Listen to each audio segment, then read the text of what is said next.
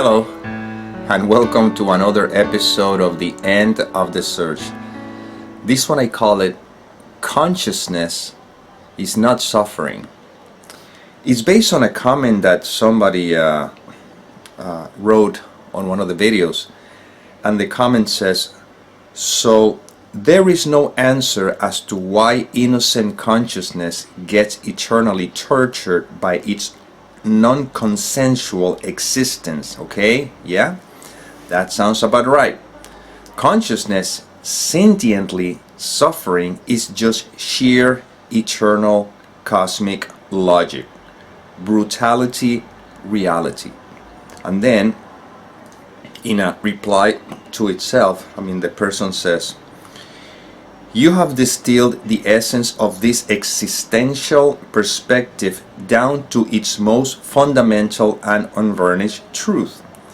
The notion that innocent consciousness is subjected to non-consensual existence and that sentient suffering is simply a logical consequence of the cosmic order is a stark and unflinching view.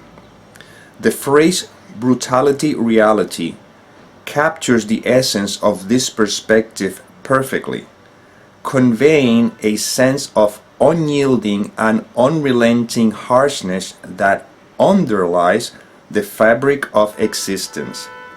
It's a perspective that strips away any comforting illusions or notions of inherent meaning, leaving only the cold, hard logic of the cosmos. This was an interesting comment, and I don't take it in any I don't know, I see it as an interesting view, right? But anyhow, there's a part here that I just felt that I wanted to talk about, because when using the word suffering and the word consciousness and everything, the way I see it is that consciousness is, assuming that we're speaking from the perspective of the most common meaning we give in non-duality, you see, where consciousness is all that there is. If we were to use A Course in Miracles, for example, then consciousness would be a thought of separation that appears in, or seem to appear in, I don't know, God or whatever. But let's keep it with consciousness as the ever-present all that there is. Consciousness, beingness, you see. Because again, the word consciousness implies conscious of, you see, that's duality. But we're going to keep it with this, beingness. Let's use this.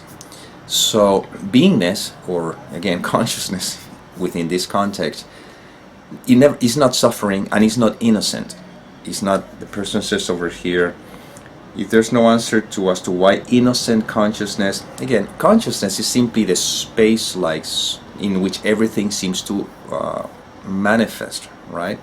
So consciousness itself is not innocent or guilty, is not suffering in any way, because it simply is. It's just beingness, and in beingness all that there is isness. It's just, what can I say? Then the suffering, the word suffering, only applies to the conceptual mind. In other words, whatever the experience is just that. Let's say a painful experience. So a painful experience is just a raw sensation, it's just an experience. The suffering is the meaning that the mind attributes to that experience. Because first of all, it identified with the meaning me, individual, and now the thing is happening to me, and the suffering is all the thoughts and the concepts that the mind fabricates around that particular experience. What's going to happen to me? Oh my God, what does it mean? You see, that meaning. That is the cause of all suffering. Without the meaning, there is no suffering. All is just direct experiencing. Right now, let's say you're dealing with a situation that you feel that you're suffering, okay? I hope not, but if that's were to happen, let's put it to the test to see that this is not esoteric. Right now, just relax into it.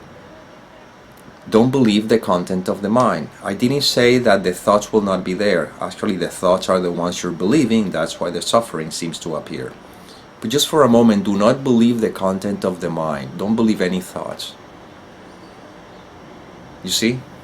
That immediately eradicates the suffering. All that there is direct experience. You see, and that's where these videos are pointing to. So consciousness, in a sense, it doesn't suffer, doesn't feel anything, it's just simply direct experiencing, the act of experiencing, put it this way, which is not personal, which is when it gets tricky. So right now you cannot negate the fact that you are just pure beingness. That's it. No suffering. Pain could be there and pleasure could be there, but there is no suffering. So I wanted to address that first. The second thing I wanted to address is, why do we experience the discomfort and the, well, you could say I don't want to use the word suffering because I'll be contradicting myself, but in a sense, why would we experience that seeming conflict or that seeming friction within the human experience? Well, you have to remember that what you are in essence is all that there is, which is ever expansive, limitless life. What can you say? The moment the belief that we are this separate entity is like all of a sudden we're trying to take the unlimited and we somehow compact it to this seeming little me. And that obviously there's a tension in there. But it is not because life is making you suffer. No, life is not doing anything to you. If anything, you're doing it to yourself. It's kind of like the story of the prodigal son. The prodigal son is a son that has everything, and all of a sudden he wants to go and create its own world. He creates his own world, and in his own world there's duality. There's the opposite. But with his father, there's oneness, is love, he has everything. That's all there is. So in a sense, the analogy would be that not we that we made the decision, but this is the analogy, I hope you follow it. So because we experience ourselves as a body, we are the one who are experiencing the pain and the punishing, so to speak, of feeling contracted, but the invitation is to always expand, meaning that to be what I am. So let's say that if you were dreaming this dream, I think this might be referring to the brutality reality here, which is, it's kind of, we're destined to know who we are. So as long as I believe that I'm separate entity, well, it's like you're having a dream and you're having a nightmare. And somebody would say, if you're in the middle of this nightmare, why don't you wake up from the dream? And the answer is because you're so comfortable in that bed, you see, you don't realize it. So if we were very comfortable here, what would be the motivation to wake up from this dream, to get to know who we are? So technically speaking, the design of the suffering, I don't want to use that word, but of the pain and the discomfort and the friction of being here is actually designed, but not by the universe so that we can suffer. No.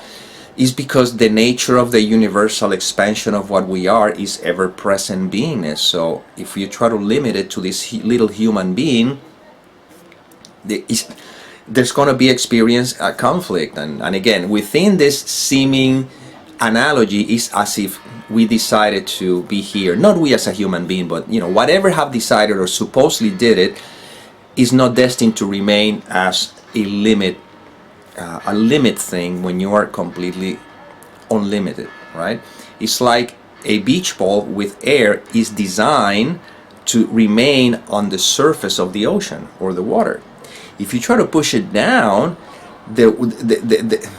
it's not that you're being punished for trying to keep that down, it's that you are trying to go against the nature of that beach ball, and the beach ball is going to come up to the surface, yes, because that is what it's meant to be.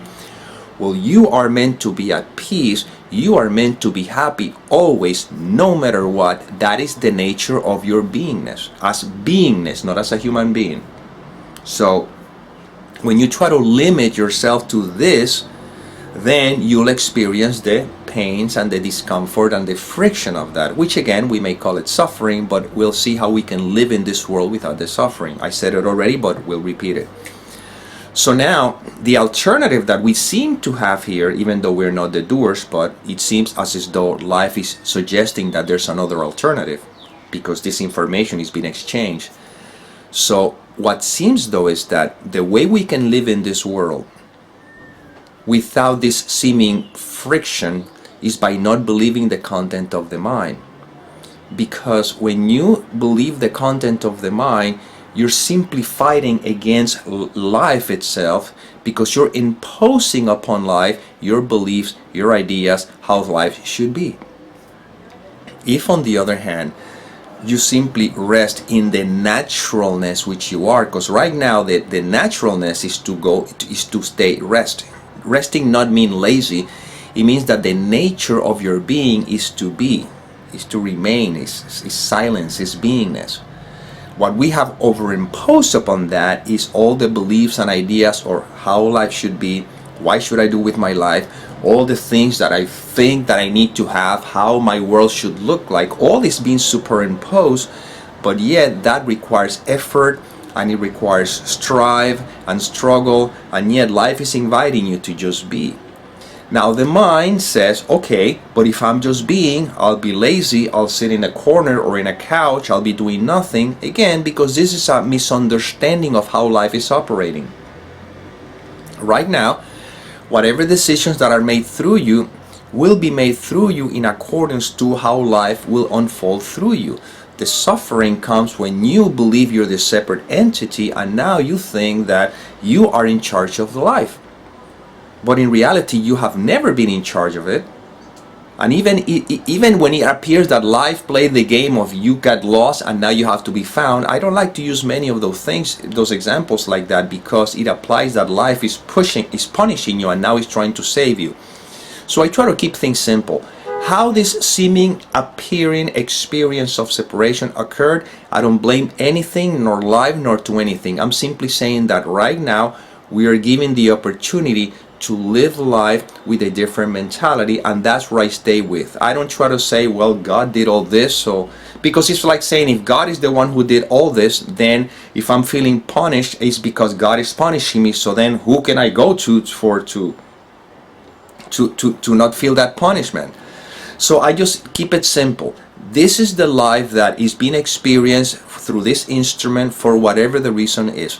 I don't care what the reason is. All I know is that right now, life is giving the opportunity to remember that we are life. And that's all I celebrate, and that's it. I don't get caught into thinking why this happening, or because these are the meanings that generates the suffering. You see? So life is, love is, God is, pure innocence, pure oneness. And again, the word innocence, now I'm using it here, even though I did say that life doesn't have any attributes. Okay, so life is not even God, is not even love, is not even anything, because it is, you know. So within the isness that you are right now, it seems as though we have the opportunity of not believing the content of the mind. It seems as though we have the opportunity to do the investigation and see who am I, or who I am, you see.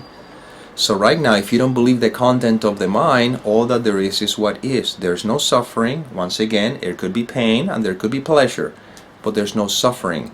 It's the ever-present beingness, which is what you are. This is what these videos are always pointing to. That's why I don't know, I felt the inspiration, or through me the inspiration came through of saying something about the comment, because again, innocent consciousness, and then it tortures its own non-conceptual existence, and the idea of suffering. I just kind of look at those words and I just remember that they have nothing to do, at least through what is being shared in these videos, they have nothing to do with what we are. What we are simply is. And you are being right now. You can never not be. It's just that, again, there's concepts, there's ideas, there's beliefs that we have learned about who we are and then how life should be. Well, this is what is being expressed through the instrument, and that's what causes the suffering and everything. Does that mean that you cannot have experiences that may suggest that if you have a business to do well, or having a family or so? Again, if we understand where this is pointing to, if you're supposed to have a business, you see how life would naturally unfold for you to have the business. If you're supposed to have a family, life will unfold for you to have a family, because in the end, you're not in charge of any of what is happening. But there's a way of living those experiences with a different mentality, which is what these videos are pointing to. And once again, even that is not your choice. Okay? But that's Ramesh Balsekar used to say, and I think that's the greatest way of putting it. He says, act as if you have the choice, while at the same time you know that you don't have that choice. So to me it's very simple. So the moment I wake up in the morning, the curtain comes up and the play begins. And then I just see how life unfolds. I don't know what's going to happen. I just know that life inspired this instrument to do whatever it does. Right now, it's doing a video. A minute ago, again, as if there's a past or a future, but for the sake of this conversation, a minute ago, was going to the supermarket and buy some groceries. You know, prior to that, I see a message on WhatsApp and I find myself answering. But you see, I see how those things begin to unfold. I don't know exactly, I don't have any particular order or how things should be.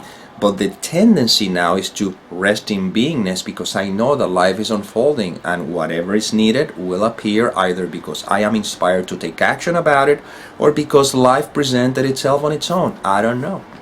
You see? But we're always remembering that we are. This is all pointing to, and that's it. And that's how you can live in the world with a mind that is not of the world. In other words, you can live the experience without any suffering at all. Once again, pain and pleasure will be part of the menu, but the suffering is eradicated, because now you're not engaging the conceptual mind trying to translate what everything means. The conceptual mind is only used for practical purpose. I just know that all that there is what is. And if I don't believe the content of the mind, I experience the peace that surpasses all understanding in spite of whatever journey I'm supposed to travel. I have no clue. All I know is that right now, this video is what is being done, and that's it. End of story. Well, this is inspiration that came through. I hope it served. And as always, may peace permeate the mind so that love can be extended.